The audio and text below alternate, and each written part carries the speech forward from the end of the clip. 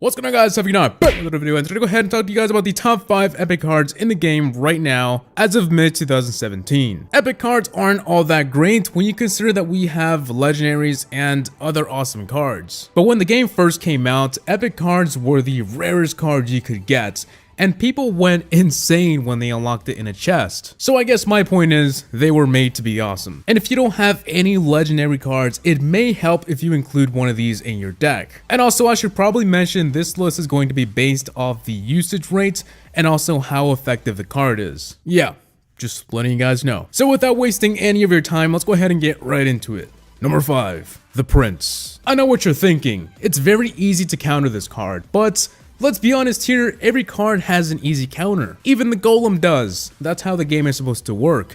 If cards didn't have an easy counter, then it would be pretty unbalanced. But not surprisingly, the Prince is the 5th most used epic in the game. Yes, it may be used more in lower arenas, but I still see higher levels wreaking havoc with the Prince in their deck. The main reason why it's so good is because just like the Hog Rider, it's a high risk, high reward card, meaning it may not make it to the tower all the time, but when it does, the damage it does, it's insane. A level 1 Prince does 490 damage on a charge hit and 245 damage on a regular attack, and the HP is 1100. If you compare that to a level 1 Hog Rider, it comes nowhere near the Prince. That's why lower levels use the Prince more than the Hog Rider. I mean, of course, the Hog Rider is not unlocked at a very low arena, but still, the Prince is pretty good. And if you take a look at a max Prince, charge damage is 945, regular hit is 472,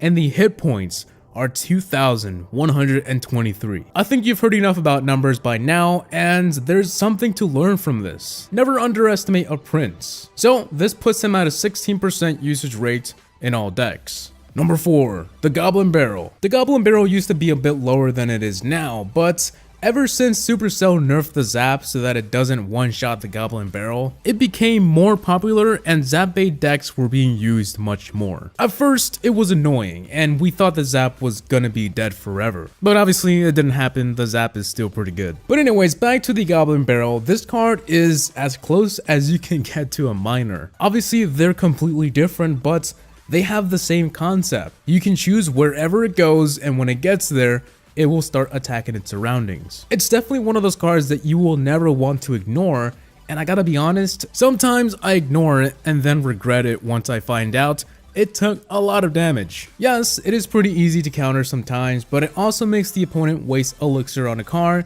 that probably won't even counter them in the first place. So in my opinion, it's definitely worth the very low 3 elixir, and because of that, the Goblin Barrel sits at a 20.1% usage rate. Number 3, the Witch. The fact that the Witch can spawn skeletons to distract something while she attacks it is really awesome. Like, that's what makes the Witch so unique. But what's also cool is the ability to take out a whole army of minions without any problem. She's just so good at what she does and pretty much fits in any deck, because she shoots air and ground. So for only 5 elixirs, she can do wonders, and especially on Rage, she'll spawn skeletons very fast, which by the way works pretty well against a tower alone. So if you have a Witch and a Rage on a tower, it'll do a significant amount of damage without needing any other card. There's not much to say about the Witch. She's a pretty good card to use, and it's pretty self-explanatory. She does splash damage, something not all cards can do. And this puts the Witch at a 23.4%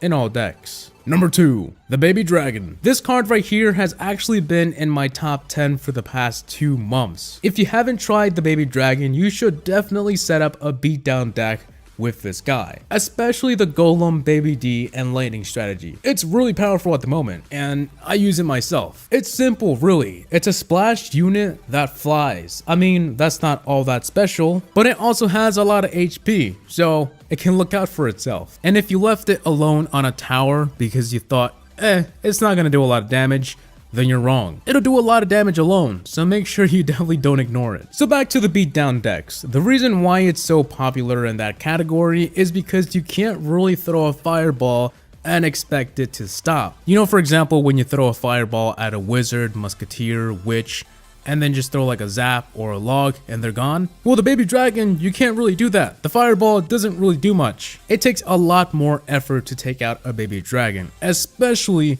when it's paired with a tank like the golem or a giant. It's an awesome card, and this puts the baby dragon at a 26.7% usage rate. And finally, on to number 1, we have the skeleton army. It's really obvious as to why this is here. In fact, it's not only the most used epic, it's the most used card in the entire game. That's crazy. It can take out an entire tank, take out a whole tower, and distract really anything. Of course, with a zap or a log or arrows, it's gone in a split second. But using the skeleton army is like using the goblin barrel. Most people will have a counter, but if they don't, or if it's just not cycled, like they're not ready yet, it's a very strong card. It works for really any deck, and the skeleton army is just simple. You drop and it does the job. It's a must-have for really any deck, and that puts it at a very high 47.5%. The only card over 40 and almost at 50%. But guys, that is pretty much it for the top 5 epics at the moment. If you guys want to see more top card videos like this, just make sure to leave a like and also comment below letting me know. So yeah, I want to thank you all for watching. I really do appreciate it. If you want to see all the information that I mentioned in this video, I'll leave a link down below, and that's pretty much it. So peace out, YouTube. See you on the next one. Peace.